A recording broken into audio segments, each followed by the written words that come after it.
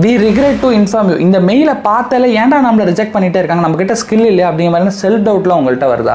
ஒரு உண்மையை சொல்லட்டா, ஆக்சுவலாக உங்கள்கிட்ட எந்த மிஸ்டேக்குமே கிடையாது. உங்களை ரிஜெக்ட் பண்ணிட்டாங்கன்னு ஒரு மெயில் வருதுன்னா ஆக்சுவலாக நீங்கள் ஸ்கில்லான பர்சன் இல்லை அப்படிங்கிறத தாண்டியுமே பல ரீசன்ஸ் இருக்கு. ஒரு ஹெச்ஆராக நான் சொல்கிறேன், ஈவன் ஒரு ஓப்பனிங்க்கு 1000 பேர் அப்ளை பண்ணாங்கன்னா ஒரு ஃபர்ஸ்ட் ஒரு 10 to 50 பீப்புள் ஒரு ஆள் கிடச்சிட்டாங்கன்னா மீதி 950 பீப்புளுக்குமே அப்படியே ரிஜெக்ஷன் மெயில் போடுவாங்க. இல்லை அந்த கம்பெனியில் budget issue, some of other reason அந்த பொசிஷன் க்ளோஸ் ஆயிடுச்சுனாலுமே அப்படியே எல்லாத்துக்குமே ரிஜெக்ஷன் மெயில் போடுவாங்க. ஸோ இந்த மாதிரி பல ரீசன்ஸ் இருக்கு உங்களுக்கு இந்த மாதிரி மெயில் வரதுக்கான காரணம். அதனால ரிஜெக்ஷனா பார்க்காம அது ஒரு ரீடைரக்ஷனா பாருங்க. உங்ககிட்ட ஸ்கில் இல்லை அப்படிங்கிற அர்த்தம் இல்லை. ஸோ வேற ஆப்பர்ச்சுனிட்டி பெட்டரா உங்களுக்கு வெயிட் பண்ணிட்டு இருக்குன்னு அர்த்தம். ஸோ அதர் ஆப்பர்ச்சுனிட்டிஸா தேட பாருங்க. ஈவன் தோ உண்மையிலுமே அந்த ரோலுக்கு நீங்க செட் ஆகலாம், அந்த மெயிலே கூட மென்ஷன் பண்ணி போட்டிருப்பாங்க. அப்படி ஏதாச்சும் மென்ஷன் பண்ணியிருந்தா மட்டும் அந்த விஷயத்தை அப்கிரேட் பண்ணிக்கிட்டு நெக்ஸ்ட் அப்ளை பண்ணுங்க. கண்டிப்பா one day you will get selection mail. So at finally rejection மெயிலை பார்த்து உங்க மேல செல்ஃப் டவுட் படாம அடுத்தடுத்த ஆப்பர்ச்சுனிட்டி உங்களை கரெக்ட் பண்ணி தேட பாருங்க. ஸோ உங்க ஃப்ரெண்ட் இந்த மாதிரி மெயில் வந்து ரொம்ப ஃப்ரஸ்ட்ரேட் ஆகிட்டு இருக்காருன்னா அவருக்கு மறக்காம இந்த வீடியோல ஷேர் பண்ணுங்க. ஸோ இந்த மாதிரி நிறைய ஜாப் அண்ட் கரியர் டிப்ஸ் மறக்காம ஃபாலோ பண்ணி வச்சுக்கோங்க. See you on next video.